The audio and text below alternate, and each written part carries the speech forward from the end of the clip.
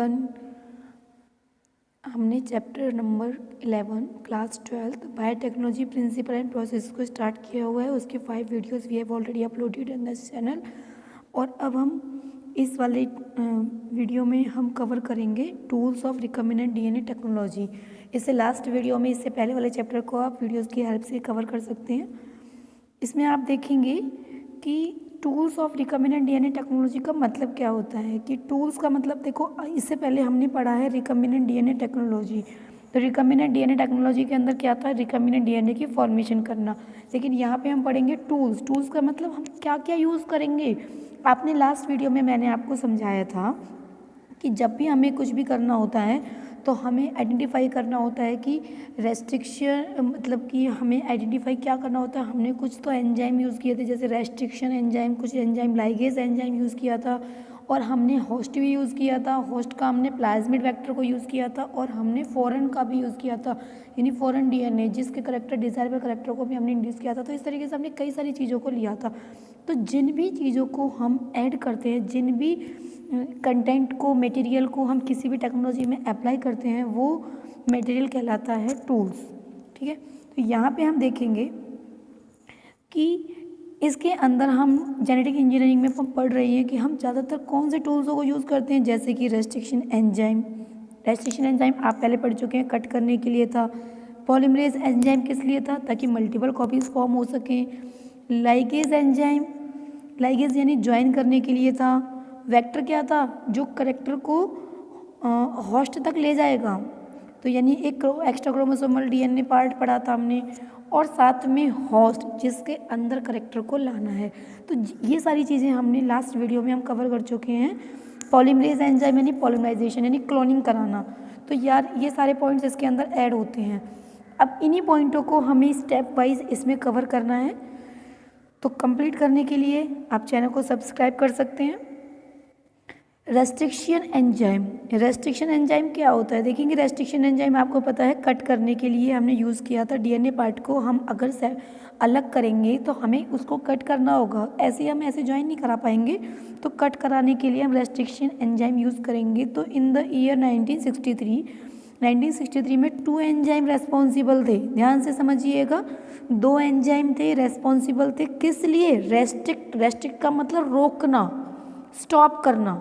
ठीक है, जिसका इफेक्ट ना हो। तो किसको स्टॉप करेंगे, रेस्ट्रिक्शन मतलब स्टॉप करना। किसको स्टॉप करेंगे, ग्रोथ ऑफ बैक्टीरियोफेज। कहाँ पर, इन इकोलाई वर आइसोलेटेड, अलग किया गया, मतलब ऐसा पाया गया। 1963 में 2 एंजाइम ऐसे पाए गए जो कि बैक्टीरियोफेज की ग्रोथ को रेस्ट्रिक्ट कर रहे थे, यानी रोक रहे थे। ऐसे एंजाइम पाए गए कहाँ पर, इकोलाई के अंदर। ठीक है, इकोलाई के अंदर बैक्टीरियोफेज को कौन से 2 एंजाइम ऐसे थे जो उसकी ग्रोथ को रोक रहे थे।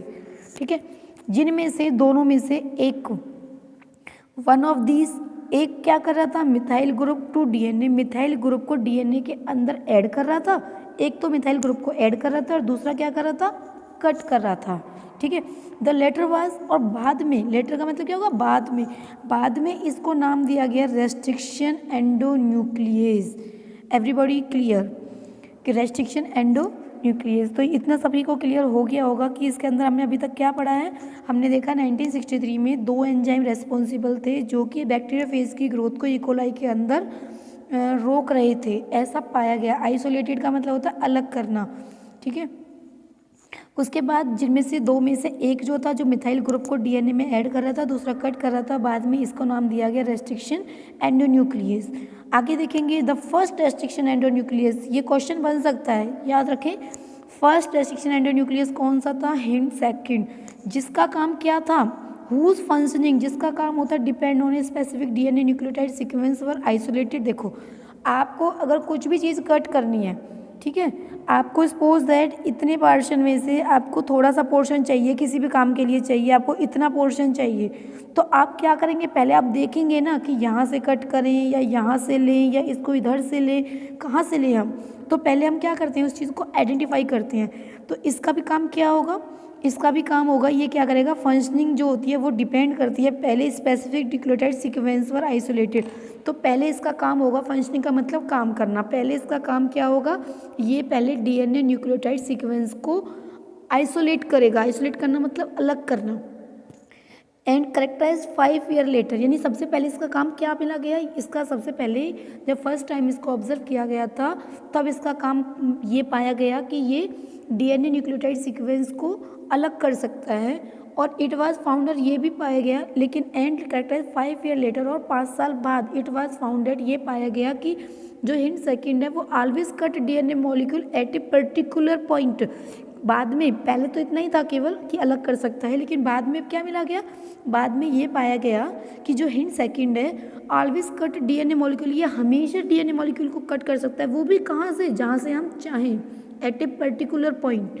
और कैसे करेगा कि उससे पहले, कट करने से पहले ये पहचान भी करेगा, recognise a specific sequence of 6 base pair, पहले ये 6 बेस पेयर वाली एक सही सीक्वेंस को आइडेंटिफाई करेगा, उसके बाद एक ये स्पेसिफिक पॉइंट से ये उसे कट कर सकता है, दिस स्पेसिफिक बेस सीक्वेंस। और ये जो सीक्वेंस है जिसको इसने पहले आइडेंटिफाई किया उसके बाद कट किया, इस सीक्वेंस को हम बोलते हैं recognition sequence for Hind second.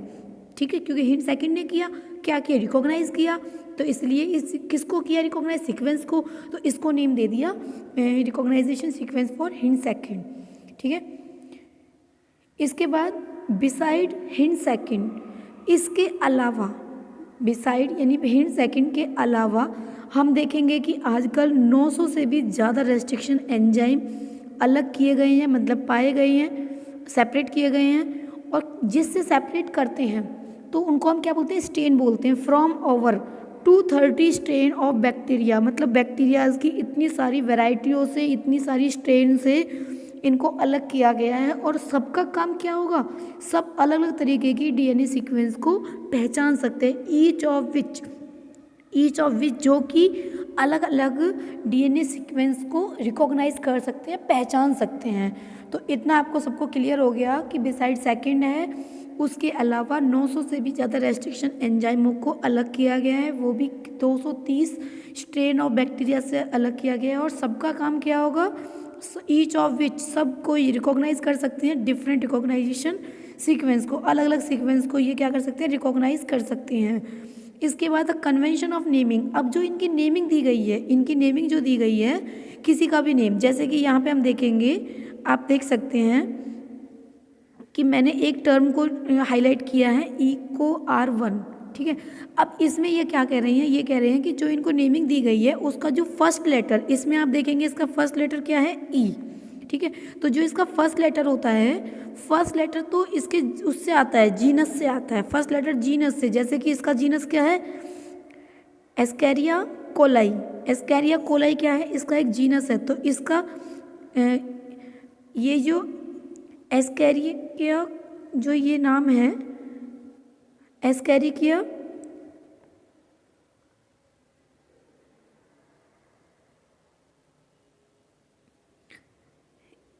इसमें से ई लेटर को लिया गया है, और इसके बाद यहाँ पे देखो जी जो लिखे हुए हैं CO जो लिखा हुआ है इसके अंदर, यहाँ पे देखेंगे CO लिखा हुआ है, ये कहाँ से लिया गया है, ये कोलाई से लिया गया है। ठीक है, एस्कैरिया कोलाई, इधर से इसको लिया गया है, तो ये नहीं, कोलाई क्या है, कोलाई इसकी स्पीसीज है, और बैक्टीरिया है तो ये क्या होगी, प्रोकैरियोट होंगे, इनसे इसको अलग किया गया है। तो आपको ई क्या है, एस्कैरिया, और CO यानी कोलाई, तो यानी कि ये जीनस हो गया, ये जीनस हो गया, और ये क्या हो गई, स्पीसीज हो गई है, ये जीनस हो गया है और ये स्पीसीज हो गई है। इसके बाद इसमें जो नेम लिखा गया है आर जो है वो इसकी कौन सी स्ट्रेन यूज़ की है इसमें, जैसे मैंने अभी आपको बताया कि कम से कम 230 इन्होंने स्ट्रेनों को यूज़ किया है, तो आर जो है वो किस स्ट्रेन का नेम के बेस पर इन्होंने आर लिया है। और इसके बाद जो फर्स्ट लिखा हुआ है, तो फर्स्ट क्या है, फर्स्ट जो होगा वो इसकी सीक्वेंस है, वो किसकी सीक्वेंस है, विट्रो सीक्वेंस है, लेबोरेटरी वाली सीक्वेंस है कि लैब में इसको कब किया गया, यानी स्ट्रेन, जैसे मान लो ये वाली स्ट्रेन है पहली बार मिली तो फर्स्ट रख दिया, दूसरे नंबर पे मिलेगी सेकंड रख देंगे, थर्ड नंबर पे मिलेगी तो थर्ड रखेंगे, तीसरे नंबर पे मिलेगी तो इस तरीके से। तो ई इकॉर्निया, CO कोलाई, आर जो होगा वो इसके स्ट्रेन का नेम है, और फर्स्ट जो रोमन काउंटिंग है वो इसकी नंबरिंग है, किसकी, लेबोरेटरी वाली। तो तो इतना आपका सबका आई थिंक क्लियर हो गया होगा। इसके बाद यहाँ पे हमारा हम देखेंगे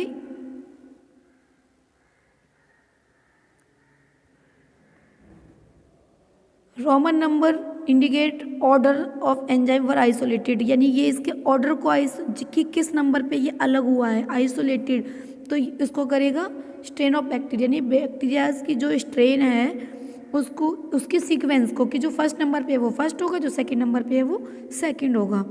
इसके बाद रेस्ट्रिक्शन एंजाइम जो है, रेस्ट्रिक्शन एंजाइम है वो एक बहुत बड़े ग्रुप से belong larger class of enzyme, तो ये रेस्ट्रिक्शन एंजाइम है वो एक बहुत बड़े एंजाइम वाली क्लास से बिलोंग करता है और उस क्लास का नाम है न्यूक्लियेजेस।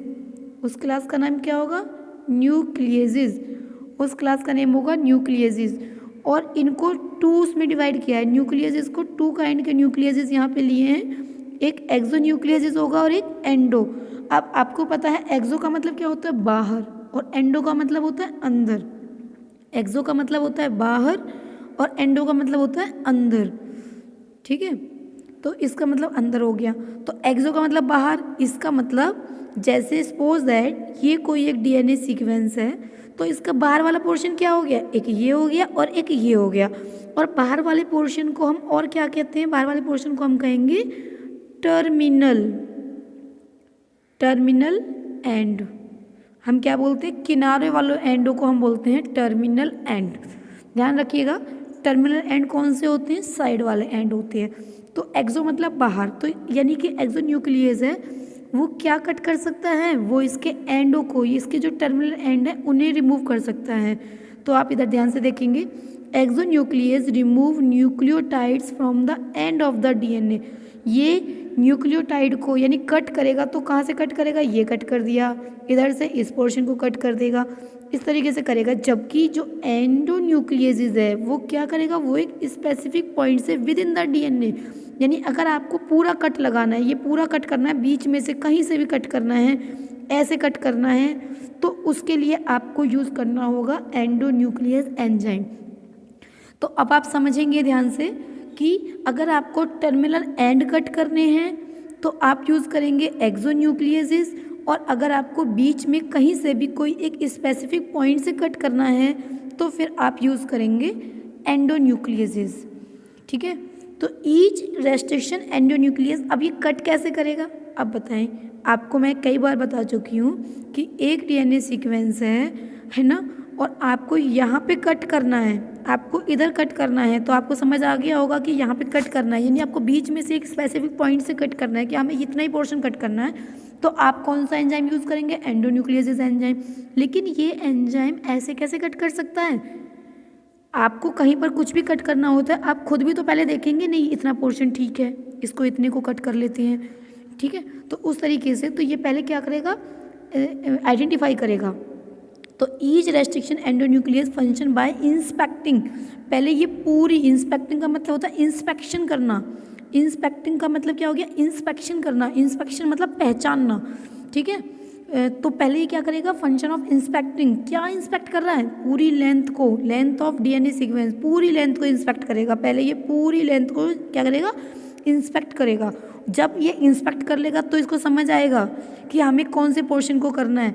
तो once it find it specific sequence, और फिर इसको जैसे इसको इसकी सीक्वेंस मिल जाएगी कि इसको मिल गई इसकी सीक्वेंस, सपोज दैट इसको पता लग गया कि हमें यहाँ से कट करना है, तो जैसे ये यहाँ से कट करेगा तो ये क्या करेगा? पहले यहाँ पे इस जगह पे बाइंड हो जाएगा। तो जब इसको मिलेगा तो it will bind to the DNA, तो ये डीएनए के साथ बाइंड हो जाएगा और cut each of the two strand, और ये फिर क्या करेगा? दोनों स्टैंड्स को कट कर देगा। ये क्या कर रहा है? दोनों स्टैंडों को ऐसे, दोनों स्टैंडों को कट करेगा, इस वाली स्टैंड को भी कट करेगा और इस वाली स्टैंड को भी कट करेगा, ठीक है। और दोनों स्टैंड यानी डबल हेलिक्स स्ट्रक्चर, तो double helix structure eight a specific point in the, और जो इसकी डबल हेलिक्स स्ट्रक्चर है, यानी जो इसकी ये जो आउटर लेयर होती है, आपको पता होगा ये किसकी बनी होती है? शुगर और फॉस्फेट की, ठीक है। यानी जो इसकी बैकबोन है, ये इसकी जो ये होती है, ये क्या कहलाती है? इसकी बैकबोन कहलाती है ना। दोनों स्टैंड क्या कहलाती है? बैकबोन कहलाती है इसकी। तो इसकी बैकबोन को ये कट करेगा, और जब बैकबोन कट हो जाएगी, ठीक है, तो कट हो जाएगी तो each restriction endonuclease recognize a specific palindromic nucleotide scans in the DNA। Cut करेगा तो ये किस पोर्शन में कट करेगा, यानी जब इसने पहचाना, यानी जब इसने इंस्पेक्शन किया था, तो इंस्पेक्शन करने में जब इसको एक पॉइंट मिला था, इसको एक सीक्वेंस मिली थी, यहाँ पे हमने देखा था कि इसको क्या मिला था, it find is specific recognition sequence. तो इसको जो ये सीक्वेंस मिली थी वो कौन सी सीक्वेंस थी, palindromic nucleotide sequence. Next video में हम कवर करेंगे कि what is palindromic nucleotide sequence. अभी के लिए आप इतना समझें कि जो ये रेस्ट्रिक्शन एंडोन्यूक्लियस होता है वो पूरे पोर्शन को, यानी पूरे डीएनए लेंथ जितनी भी है उसको इंस्पेक्ट करता है, यानी पहचानता है, इंस्पेक्शन करता है, उसका आइडेंटिफाई करता है, और उसके बाद उसे एक सीक्वेंस मिलती है। उस सीक्वेंस, जैसे ही उसे वो सीक्वेंस मिल जाएगी उस जगह से वो उस डीएनए के साथ अटैच हो जाएगा। अटैच होने के बाद उसके पूरे पोर्शन को, डबल हेलिक्स स्ट्रक्चर को ये कट कर देगा। तो इसको जो सीक्वेंस मिली थी वो सीक्वेंस कौन सी थी, palindromic nucleotide sequence. Next video में हम कवर करेंगे पैलिंड्रोमिक न्यूक्लियोटाइड सीक्वेंस। आप इधर कर सकते हैं, और इससे पीछे का चैप्टर अगर रह गया है तो आप वीडियोज़ की हेल्प से उन्हें कवर कर सकते हैं। Okay, thanks.